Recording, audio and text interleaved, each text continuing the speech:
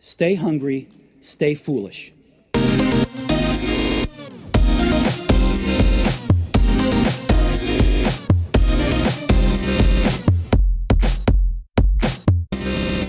Steve Jobs famously said, "I'd rather be a pirate than join the Navy."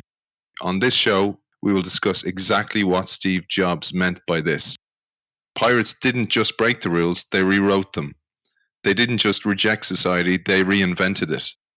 Pirates didn't just challenge the status quo, they changed everything. Pirates faced a self-interested establishment, a broken system, industry-scale disruption, and an uncertain future. Sound familiar? Today's guest is an award-winning social entrepreneur, co-founder and former CEO of Liberty, the youth-led creative network working with the likes of Facebook and Google to help young people change their world. We welcome Sam Conniff Allende. Welcome to the show, Sam. Thank you very much indeed. Hello, Aidan. Hello, everyone. It's great to have you on the show, man. And, I've asked many people when I was reading the book, I asked them, what do you think straight away when you think of a pirate? And as you'd guess, they think of the negative traits of a pirate. And you talk about control, alt, delete what you know about pirates, because there's a golden age of pirates that we're unfamiliar with. And I thought it'd be a great way to open today's show. Thank you very much. I found that exact experience myself. I've been using pirates as a metaphor in business, inspired partly by that Steve Jobs quote. All through the kind of rebellious stage of Liberty, we were putting our two fingers up at the industry that we were trying to disrupt and prove that marketing could be a force for good, and that brands should consider young people and their audience as their responsibility as much as just their opportunity to sell them more stuff they don't really need. So it was always there, and I think we've all kind of got that association, a kind of fondness for these romantic rogues. They're a bit comedy if you think of Captain Jack Sparrow, but there's also kind of something deeper, isn't there? Like, it's totally appropriate for a 5-year-old to have a pirate-themed party. There aren't any other murderous rogues of history who you'd let your children have a party of, would you? Like a Pablo Escobar party for a 5-year-old. But somehow they hold this place as kind of rebels with some kind of cause, and that's how I began. Right, I was following the advice of Ralph Waldo Emerson that if you can understand the thing that scares you most, it's probably what you should do next. And I was transitioning out of this amazing agency and this grand adventure that I've been on for the last 15 years, and was looking to what scared me most, and it was definitely writing, doing something on my own. For one thing, I'm not academic, no university background. I have a bit of chip on my shoulder without that, a bit dyslexic. And I think I've got this message for the world, and I think it's something that's being missed, and it's about the revolution and the innovation that's happening at the edges, outside the formal circles, often led by really smart, young challengers who are using their naivety to come up with solutions where previously people just thought, that's not going to work, or the way things are is just the way things have to be. And I really admire the why not kind of generation, the side hustle generation. And it's not necessarily just an age thing at all. It's a life stage thing. Pooling technology, the frustration with the age that we live in, those points that you said, sound familiar, right? 300 years ago, exactly the same threat of redundancy, confusing backdrop of ideological conflict, self-interested system, establishment that clearly hasn't got our back. And then 300 years ago, pirates, modern day pirates, I thought I had a metaphor, and I began my adventure on that basis, and got the book commissioned. Felt like I had a really interesting metaphor that was resonant to the times. It was 2016, so peak populism. Brexit's been voted for. Trump is in. Where are we heading? And again, whilst I look to the leadership of the time, and you could, and I think lots of people do feel perhaps a bit pessimistic or certainly uncertain, I look to the young people that I work with around the world, and I'm lucky. I've worked with young entrepreneurs and social entrepreneurs as far and wide as from Baltimore to townships in South Africa to Athens. The reverse diaspora of young entrepreneurs coming back to those kind of places is I think, a place to look for innovation. And then something happened. I began to do my research, my non-academic approach to research, reading, museums, and obviously Googling, and something emerges. The true story of pirates wasn't just a metaphor. Exactly 300 years ago, a group of 20-somethings, totally frustrated by the opportunities that were afforded to them and the future that they'd been locked out of, took the broken rules and did away with them. And they didn't just fight for the gold and rum like we think they did, or like we've heard they did. They fundamentally went out to rewrite the rules of society based on fairness, equality, diversity, words that we're really familiar with now, but we're nowhere near as close as sometimes it seems that they were. And it's not that they were, and I'm not for a second suggesting they were out and out progressives, trying to redesign the 21st century, but they were just trying to create a fairer system for them. So if you've come from a background where it's entirely predatory, stratified, abuse-based, pay is appalling, they went out and they had completely incredible universal suffrage on boats. Every single person on a boat had a say in the important matters. One of the first times we've ever seen a dual governance system, like we're all used to in our democratic process. And even in business, you have an executive and a board or a chief exec, and you have the House of Commons, the House of Parliament, whatever it is. They had the same thing. They elevated a quartermaster to the same position as a captain. So one in charge of culture, one in charge of strategy, and at any given time, the entire crew could vote the captain out. So there was real participative democracy. And what else? They had some things we haven't even caught up with. They had total transparent pay structures, index linked between the highest and the lowest paid person on board.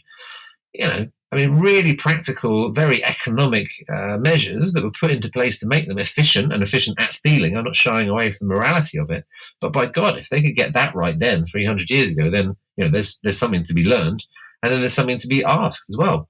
Why has that story been written out? How come that isn't part of the narrative that we hear and understand about pirates?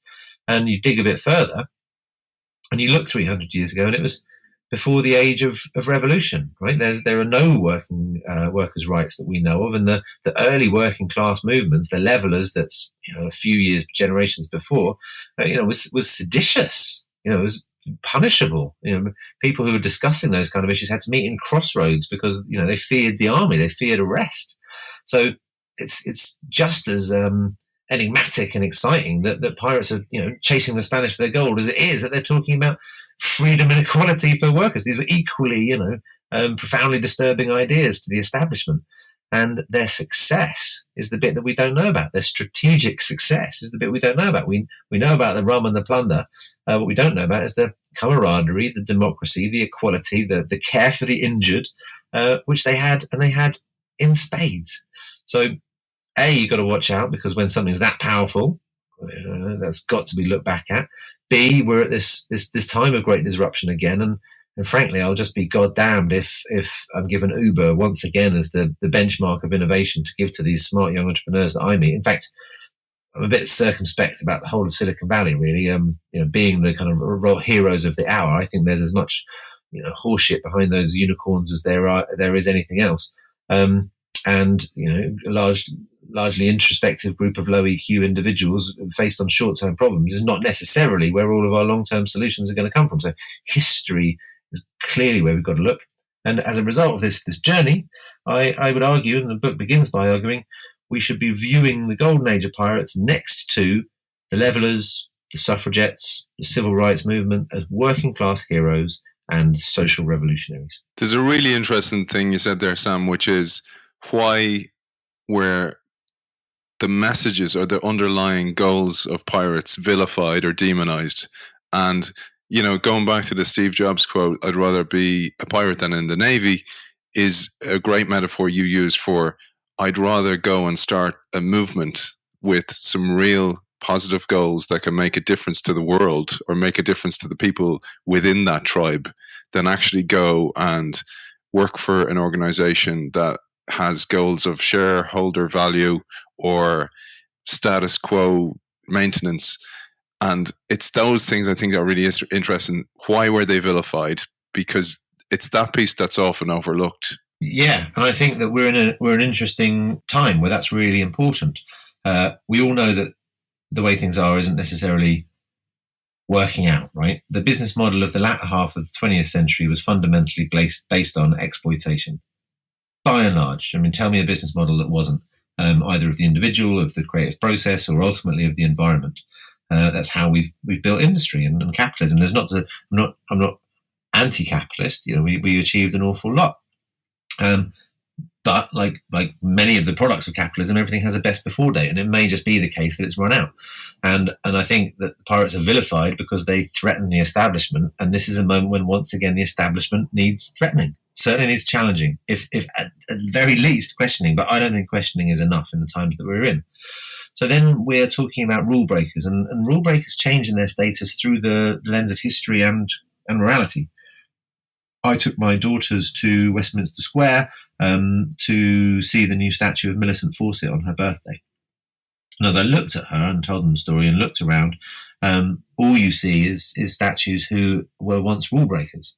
And we don't make statues of people who follow their orders. There are very few heroes who became heroes for doing what they're told. But I think like great painters, very often their art of rule breakers isn't appreciated in the time. And the challenge is, I don't think we've got the time to wait for our current rule breakers to become heroes and understand what's going on. I think we need to accelerate that process. I think we need to get better and more consistent and more comfortable with the idea of conflict and challenging what's currently going on and really what's currently going wrong. So we may be vilified if we're going to stand up and do what's right, if we're going to explore really new business models that aren't just extensions of the old business model, then we may be vilified for it. But let's call them out. The promise of the great tech revolution. Where is it? The sharing economy delivered to us by Airbnb and Uber and the likes. I mean, that's not the sharing economy. That's just an advanced and exploitative capitalism with a new technology bent that actually more people seem to be worse off on the back of. That's just a different way of avoiding certain workers' rights and taxation issues. So where is the don't be evil? Where is the shared economy? Where is the principle? It looks very different at the moment. Most of those big tech brands promising a degree of tech will save us are actually looking pretty toxic right now. So I think it needs to be called out. I think it needs to be challenged because I think there's much better to come. I think we're at early stages of some of these processes of innovation. And yeah, I do think there's some really bright promise there. But if we're not willing to risk being vilified as the pirates were, then perhaps we're not willing to push ourselves and risk enough to get to the answers that we need. And we're at danger of the apathy of putting up with something which is, I don't mean to be dramatic, but suicidal. I would go so far as to argue that in a world which is 60% over its biocapacity, any new business, no matter how innovative it calls itself, if it is non-circular, and by that I mean non-sustainable and not using up more products and consuming more resources and upsetting local indigenous communities. Any business that is still doing that is probably more like a war crime than anything else. You can't take the resources that people are surviving with in a world that's run out of resources and I think really consider it anything less. So I think the battle lines are being drawn, and I think it is upon all of us that we have to consider whether we're part of the problem or part of the solution. And when we're thinking about innovation and what comes next, I think, are we part of the problem or are we part of the solution has to be a key question. And when I say we, I mean you, dear listener. One of the big shocks people got when I told them about the book, I mentioned it to several people, several confidants, and I mentioned about the fact that the alternative to being a pirate was oftentimes people were involuntarily drugged or kidnapped and brought onto the Navy, and their alternative was to work for fair pay as a pirate. This is how you were viewed at the time. So we've got our lens on it, and that was largely informed by media. So there was a very popular book around the time of the Golden Age called A General History of Piracy and Notorious Robbers, and sold out multiple times. It's the more salacious end of it. And then there was all kind of gossip about them. And then over time, about 80 years later, Treasure Island is published as a book, and then Peter Pan, and all the stories emerged, and plank walking and hooks and all this kind of stuff. So there was no planks to be walked. That entire aspect of it is just Hollywood basically and media. At the time, you are talking about a very, very different situation. You are talking about working class heroes. You're talking about front page news. You're talking about gossip. I think it's not dissimilar to think about the likes of, where we are with Zuckerberg, Steve. I think Blackbeard, aka Edward Teach, was Steve Jobs of the hour. He was the pirate brand archetype. He would set light to fuses at the end of his beard to create the image of piracy that would force others to surrender. And by some historians' measure, he never actually killed a soul. So he's just this really difficult old bugger who's really good at brand storytelling and creates the first pirate brand, the first global brand 100 and odd years before Coca-Cola, deliberately designed to become a viral meme that furthers and advances his profitable business. So I think getting a sense of who they were, why they were gossiped about in the streets. There were shanties about them. They were performed as part of the penny dreadfuls of the time because they were exactly as you said, where the only place around you get fair pay, you'd have a chance of any kind of equality. And there's this wonderful quote that to me really sums this up. Unlike anything else, it kind of just skewers the argument. There's this guy, Colonel Bennett, and he is reporting to the Lords of Trade, which is like the kind of extension of government that's basically exploiting the resources of the world. The first idea of multinational corporations. And as he's delivering his report, and bear in mind, this is not me or someone else that's kind of a bit excited about the romanticism of pirates. This is an official voice of government. And this is him giving his report. I fear they will soon multiply, for so many are willing to join with them when taken. The prospect of plunder and ready money, the food and the drink, the camaraderie, the democracy, equality and justice, and the promise of care for the injured. I mean, the idea of pirates as we've been sold them by Johnny Depp dies with that notion, right? The first two lines, yeah, sure, that's what we know about. People wanted to join them, plunder, ready money, food and drink and camaraderie. Okay, the next line. Democracy, equality, justice, the promise of care for the injured. These things weren't available anywhere else. Yes, if you were in the Navy, you may well have been drug press ganged in there. You may well not be getting paid. You were certainly facing terrible conditions, murderous, bullying captains. And here, the promise of, I'll say it again, equality, justice, fair pay, and care for the injured. So it's a proto-democracy. And when they took their ideas off the boats and onto land, which they did in exactly 300 years ago, it was a proto-democratic republic where these ideas were being tested out. Seditious ideas that we now live and still hold up to were first being experimented with before anywhere else on earth, where women, people of colour, people of all classes and backgrounds had ideas like equality, justice, and care for the injured, was in a pirate republic in the Caribbean. And it's really interesting. You mentioned that people of color at the time were slaves. I mean, slavery was rife at the time, but when they came upon these ships and the pirate ships, they were equals and they were paid equally. So it gave them a lease of life that they had nowhere else. Yeah, absolutely. And, to caveat that, there are certainly instances of pirates being involved in slavery. There's no doubt whatsoever. And it's not to pretend that that's not the case. And I don't want to gloss over, that whatsoever. We're not trying to rewrite history. We're trying to uncover more truths than we know. So that said, certainly as the golden age of pirates seems to progress, which is broadly 1690 to 1730, this kind of 40-year or so period, more latterly, as the pirate, these ideals really become more established and it begins to feel much more like a clear set of principles. Yeah, routinely there are lots of examples of slaves being freed, and a sense of equality, of the broadest idea of, subjugated and oppressed and working classes. And this seems to be proven by a number of different sources. Some that you see really like Blackbeard's crews, from all the accounts that we've got, are very diverse, sometimes 50% diverse, made up crews. Oftentimes it's like up to 30%. There are black captains, Black Caesar, one of the most famous of all of them. And then, yeah, absolutely, everybody on board had equal say, equal voting rights, equal pay measures. And there's a great historian, Kenneth Kincaid, who writes about this, and he's absolutely unequivocal about it. The only place on earth at the time a black man would have had this level of equality was on a pirate ship.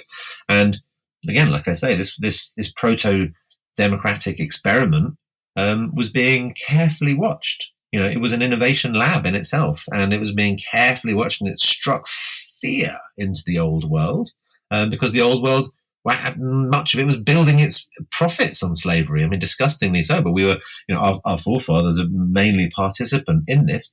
But slavery was a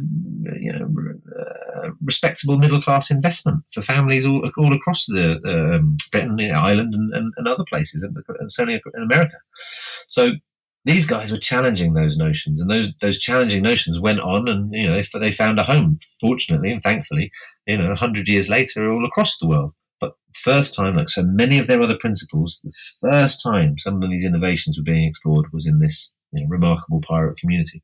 I loved as well when you said they put aside 10% of the bounty for injured pirates. So they, and this ties nicely, and we'll talk about it in a little while, storytelling, because it was not in their interest to fight, because they wanted to protect the crews, often much smaller in number than the size of the Navy ships or often the fleets they fought against. So it wasn't in their interest, but they did pay compensation to injured pirates. It's sophisticated, isn't it? That they've thought this through, and other subcultures have that. Like there's some caveats within the mafia and other kind of groups, but this is available for everyone. So the society, and that's the best word for it, was created. So they put that money aside. There were also opportunities if you were seriously injured but you wanted to stay within the society. They made provision that you could become cook or other positions that would still be valuable on board, or you could take your payout and go. But it went further. Like they have a system of same-sex marriages, civil unions called matulage, recognizing the deep, meaningful bonds take place between, guys on the crew over many years they might be away. And it's not just to make the celebration, but within some of those clauses, they even had inheritance. They really, really thought this through. It's an evolved system that they put themselves in a space to be able to go and work that out. And fundamentally, it comes back down to the economics. There are, on average, about 1,500 people within the pirate community facing inordinate odds. Like the Royal British Navy is up to 45,000 at some point. The Spanish Armada is pretty big. The East India Company, huge odds. And so they applied these ideas really practically. They're all coming from a background of thievery and murder. So actually, transparent pay makes a lot of sense because it avoids any kind of any fight between brisk men. They didn't have anything to fall back on, and they were all in it up to the eyeballs in risk. So of course, compensation makes sense. They didn't have the kind of firepower whatsoever to take on the enemy. So let's terrify the hell out of them so we can reduce the fights that we have to go. So of course, it makes sense. There's an incredible amount of logic, order, strategy, and underneath the narrative, which is chaos and anarchy. And that's really the thing that keeps surprising me about pirates. At their core, they are deeply accountable because they are not following rules. And this is one of the reasons I really advocate rule breaking as a 21st century skill. 10 years or so ago, we all knew we had to get our digital skills right. At the moment, I think we're really getting our heads around well-being and mental health awareness as a legitimate 21st century skill, necessary. And I think the next one is going to be rule breaking.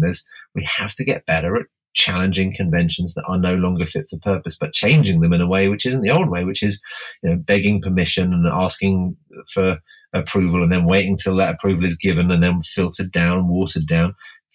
No. Breaking a rule and rewriting that rule is the way the pirates showed us that you can create change. Once you've rewritten a rule with some peers and they're going to follow you in that new rule, that's a mutiny. And I think a mutiny can be used in a very practical and positive sense. And if you've begun a mutiny, you are become incredibly accountable because it's no longer your boss, your senior, your lecturer, whoever it is that's been giving the rules. It's now your rule. And it's down to you and your crew to prove that rule can deliver better than what went before. And there are no one else that you're accountable other than those that you can look squarely in the eye. And so this group had all these practicalities, the things that you just cited. They used them to great effect, and it meant they took on the odds, fundamentally based on deeply practical and accountable reasons. And I think in this moment that we are in, when we've got a kind of crisis of imagination at a leadership level, not all the rules being handed down are adding up, then who are we looking to? And I'm really looking to each of us, all of us. The notion of leadership isn't one that should be handed down to us. It's something a question we have to ask ourselves. It's such a great analogy, Sam, the pirate analogy, because you pull out the lessons for us and you give us 5 key fundamental rules that we can follow. You mentioned there's an underlying chaos And it's the same in society. We're in a time of disruption, a time of hyperspeed, and the only thing we control is ourselves, our own actions. And you give us a framework to do that. It'd be great if we could touch on the 5 methods that you talk about in the book, starting with rebel, where we stand up against the status quo. Absolutely, man. And I recognise the fraud in advocating rule breaking and then very quickly laying down a framework on top of rule breaking, right? So I can see there's an irony there. But what I'm really just trying to do is understand the way that they brought it about. And I think there are consistently these 5 stages. The first one being rebellion and just being proud and confident and clear that sometimes breaking the rule is just the right thing to do. And the responsible thing to do, and a positive thing to do, and a creative thing to do. It's Picasso who says the first great act of any creativity is destruction.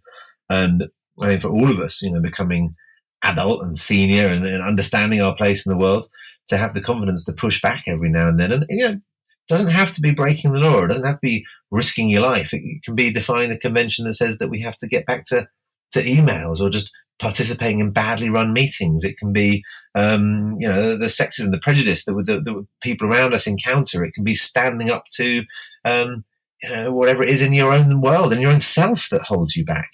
An act of rebellion against the way things are, and done daily. And I advocate daily, just as you would, your fruit and veg intake or an apple a day. I think a rule broken every day that just puts you on the edge to do it, but makes you feel just your shoulders go that bit broader when you've done it, is a useful exercise. Because I think, I think we all think we live in historic times, and history suggests pretty clearly, like the statue story at the beginning, that history judges the rule breakers better than it does the rule followers. When the time comes, will you be ready to break the rules when it's the right and responsible thing to do? If you were in the States right now, if you were working for the immigration department right now, if you were having to deliver those policies which are clearly immoral right now, would you follow orders?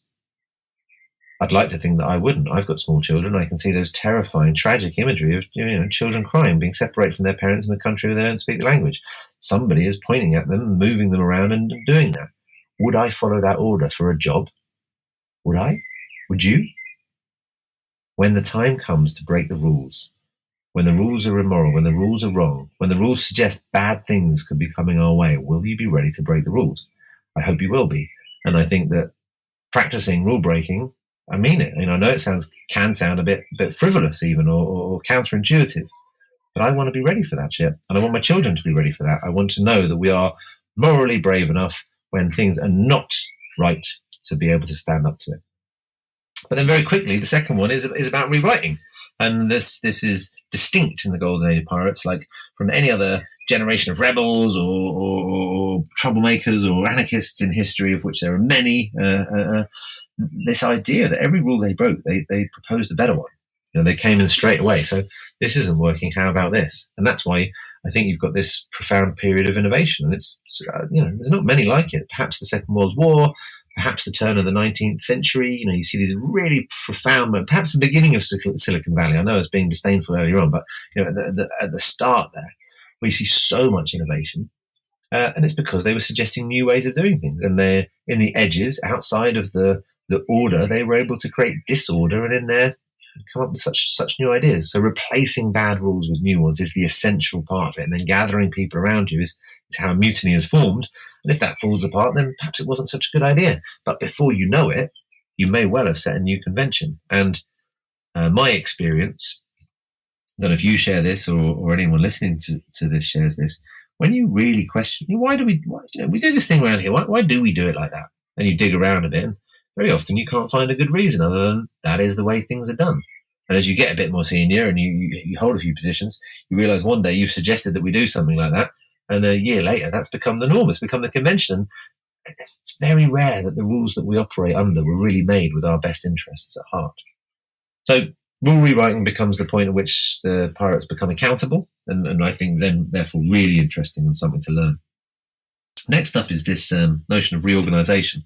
So these guys were taking on odds far bigger than them, and there was no way they were going to be able to grow to the same kind of scale. And that's become a very old world way, I think, of thinking about it. I think that's lives and belongs and should die in the 20th century. Scale for scale's sake. This idea that we only judge things on how big they are and as to how good they are.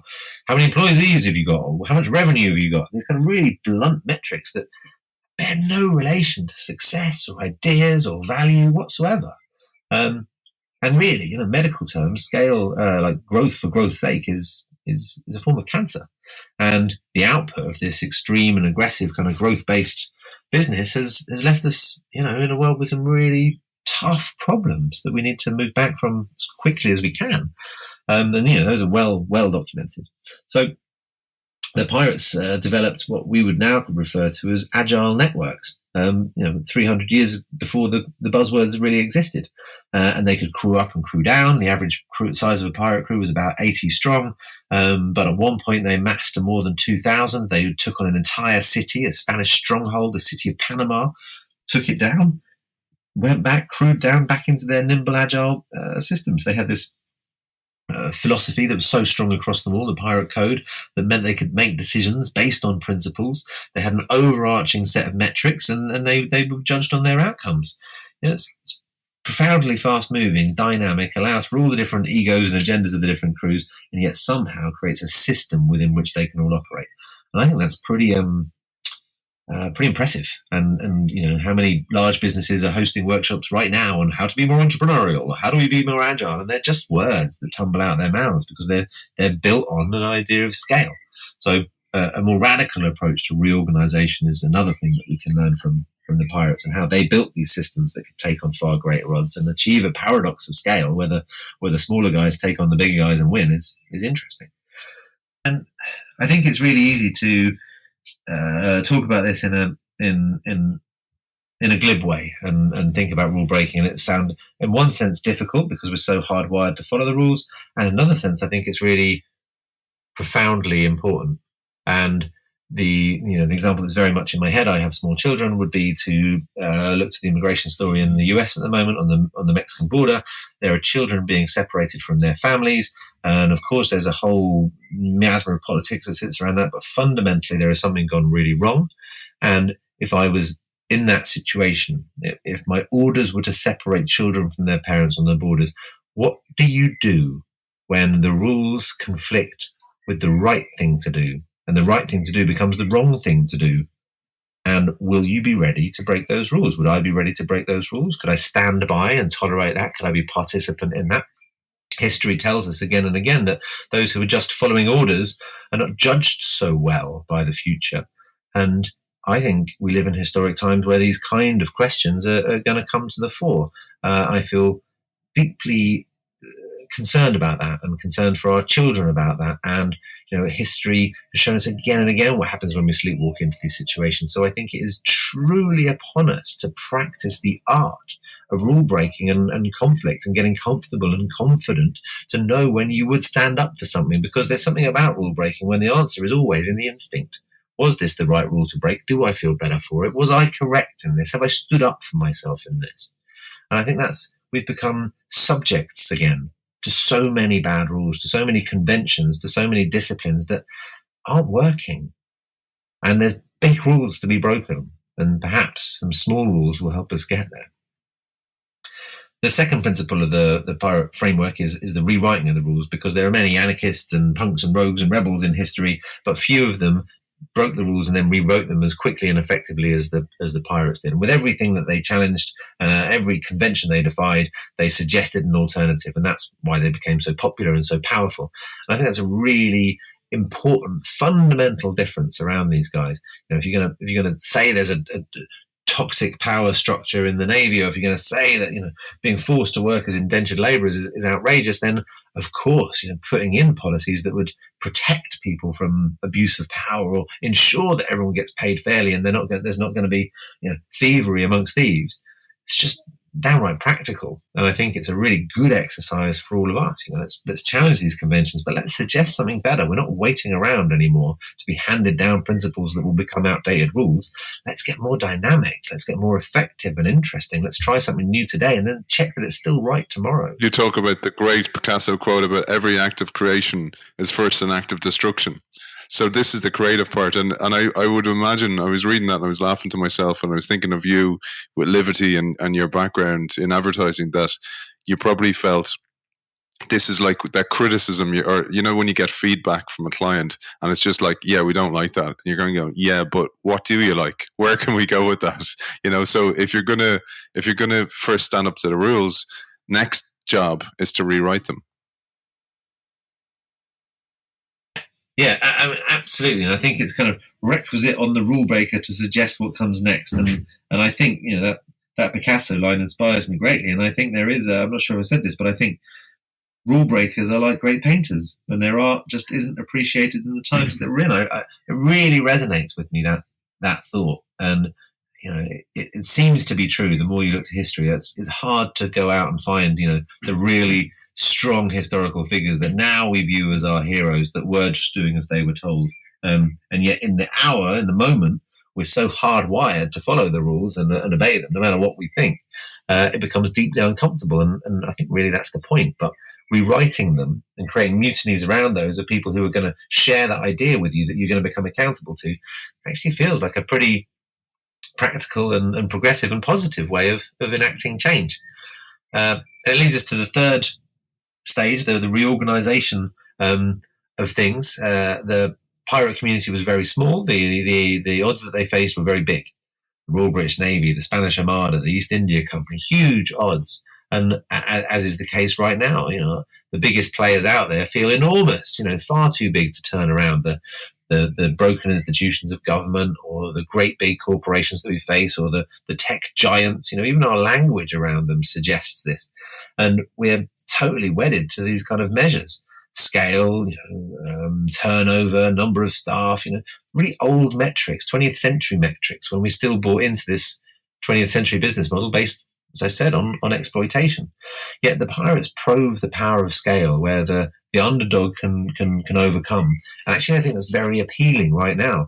So many people heading towards enterprise and startup culture, bigger than it's ever been. The idea of the nimble network taking on the bigger organization feels very appealing. And actually, the pirates prove that it can be also very effective, because they were really what we'd discuss as like agile networks and systems 300 years before those buzzwords came about. The average pirate crew was around 80 to 100, yet they were able to take on odds in their thousands by crewing up and crewing down. And almost overnight, there's one story of them taking on and sacking the entire city of Panama, a Spanish stronghold, with 2,000 pirates marching on it. Drawn from these much smaller cells, and then they dissolve back into the cellular-like structure, but with a set of principles above them that meant everyone knows the broad direction of decision-making, yet fundamentally they can also return to these nimble networks. And how many businesses out there are having brainstorms today about where we need to be more entrepreneurial, how do we think like a startup? And actually it's a fallacy, because when you're just wedded to the idea of growth, growth for growth's sake is a kind of cancer. And so it's no wonder that statistically business is dying out. 1965, average lifespan of a business, was 70 years. In 2015, it dropped to 15 years. Doesn't take much maths to put that forward to, say, another 10 years, and the average lifespan of a business drops to somewhere more like 5 years. From a biological point of view, that would suggest extinction. It's obviously not going to be extinction. It's just business is going to look very, very different. So this notion of agility and organizational structure is not just historically interesting, but I think probably quite essential listening. To give context to people, the ratio of Navy to pirates being 30-1 pre-war, and then post-war being 10-1. But the fact 30-1 just shows the scale. They beat the Navy because of this agility that they had. Yeah, and that's just the British Navy. They were also up against the Spanish Armada. They were also up against the East India Company. The Dutch Navy the Dutch Empire was still very, very prevalent. So they took on extraordinary odds, and they did it in the cleverest of ways. You still, that whole area of the world is still littered with, brilliant pirate storytelling. Actually, we'll come back to the brilliant pirate storytelling, but, Mosquito Island doesn't sound like a place that anyone wants to get off their boats. But it's because it had a very clever name attached to it by the pirates, which takes us forward to the next stages. So the fourth one is about the redistribution of power, and this is really, really fundamental to the differentiation of pirates and the pirates that we think we understood. So they knew well that they'd been involved in systems which were ultimately exploitative, stratified, and abusive. And if you're going back to that principle of rewriting rules and you're escaping the Navy, where predatory captain behavior or indentured labor or even being drugged and hauled aboard was commonplace, and now you're in a crew with deeply untrustworthy people with a background of thievery, then it's just entirely practical to build in fairness in a way that we rarely see these days. So setting out to sail, you'd establish the pirate code, and within there would be these principles, and they were concurrent across decades of different codes of universal suffrage, of a vote that could take a captain out at any moment if the captain was no longer demonstrating the kind of confidence or clarity or strategic purpose that the pirates looked up to. This ideas of, we've touched on, workplace compensation, transparent pay structures.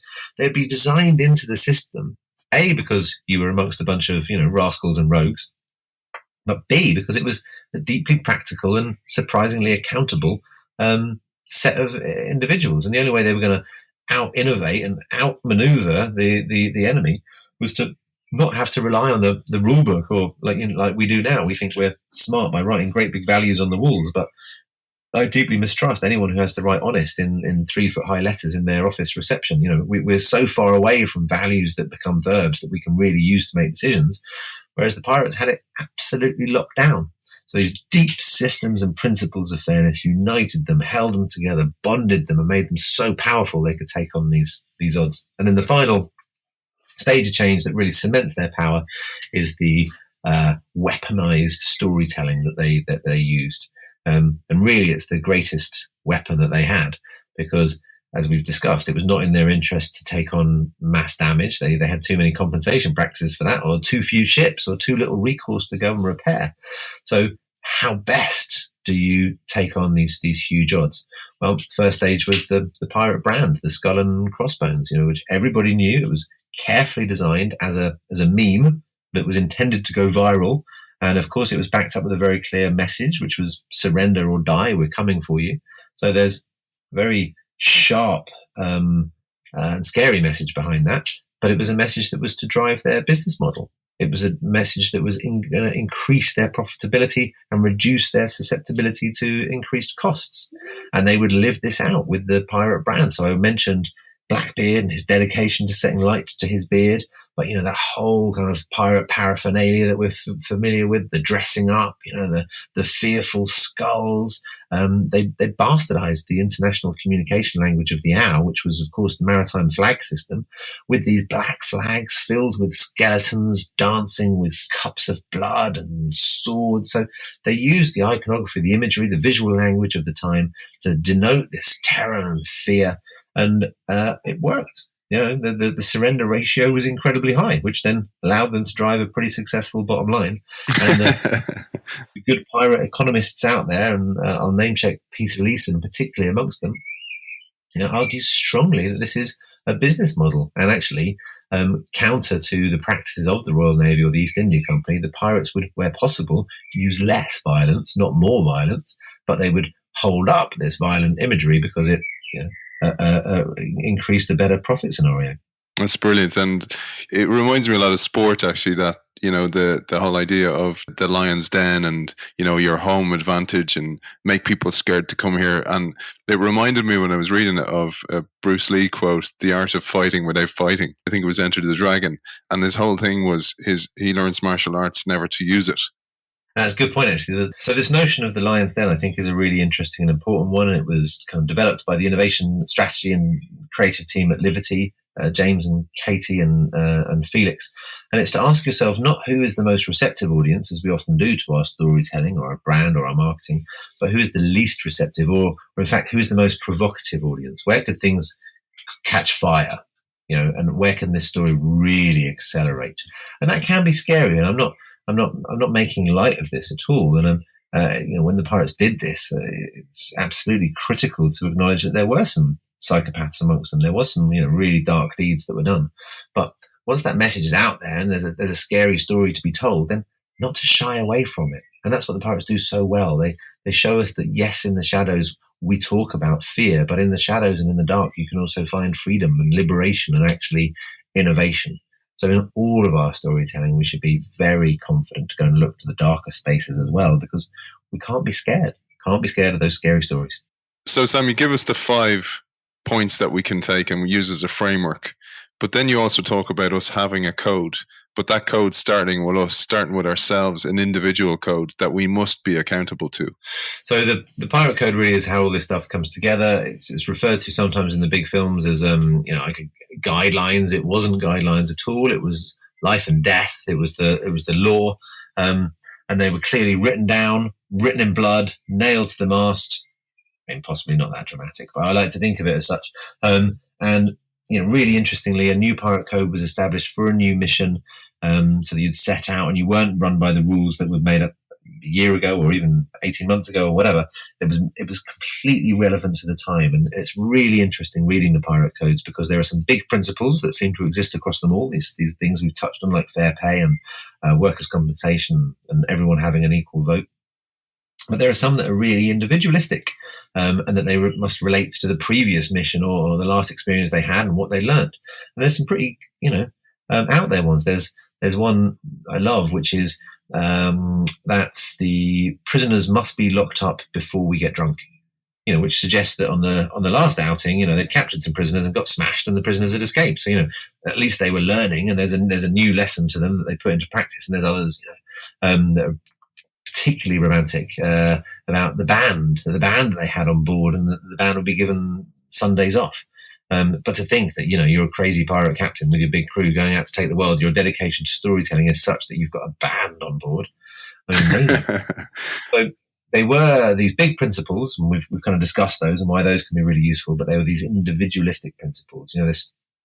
This book, this argument I'm making is yes, absolutely to give us the part of their history that we've lost that could be useful to us, but it's not to suggest that they were, well-meant libertarians trying to redesign the future. That's not the case. They were fighting for equality for themselves. There's a degree of selfishness to this equality, and I'm not trying to gloss over that one. And actually, I'm trying to draw from it, because deep down, this message of be more pirate, I think, is really to be more you. To find the rebel in all of us, to find the reason why pirates appeal to all of us, to find the confidence in which we can stand up and challenge that which we know is flawed or wrong, and that we are willing to embark on a bit of adventure, because that's what comes next. The only certainty is uncertainty. The only thing that we know that we can't do is carry on doing the way things have been done. And we have to accept that together, no one has a master plan.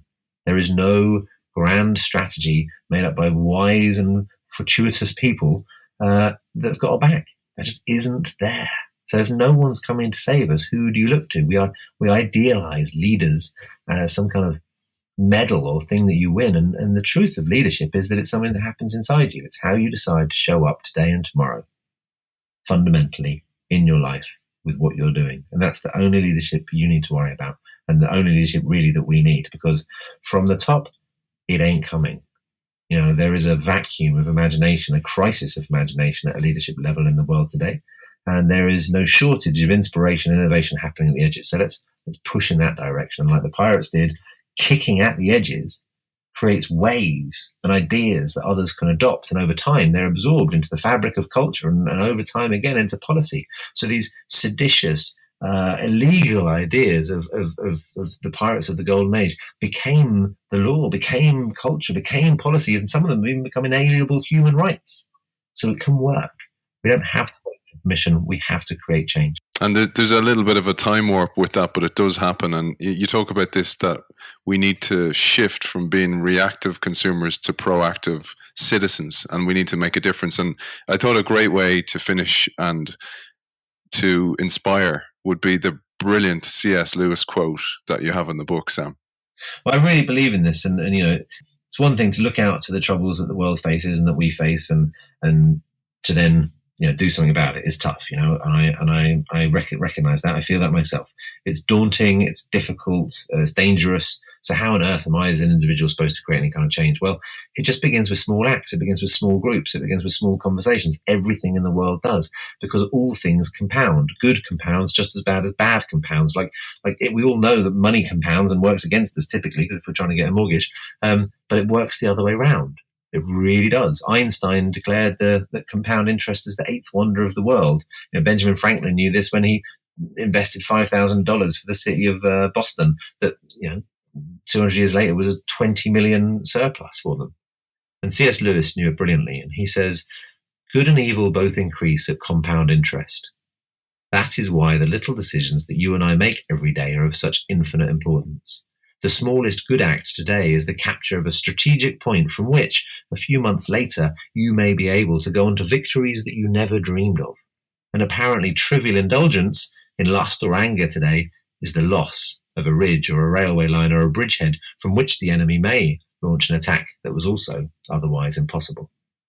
The small acts we do today can become big acts tomorrow. Fact of life, fact of history, fact of your life, fact of your future." Brilliant, Sam. And where can people find out more about you, about Liberty, about Be More Pirate? All very easy to find. BeMorePirate.com or at BeMorePirate. There's a really great community on Instagram around it, and similarly, I'm just Sam Conniff on all of my feeds and everywhere else. And the wonderful Liberty is the only Liberty in the world. LIVITY. Still going strong at Liberty UK and liberty.co.uk. Award-winning social entrepreneur, co-founder and former CEO of Liberty, and author of Be More Pirate, Sam Conniff. Thanks for joining us. Thank you very much, and thank you everyone who's listening.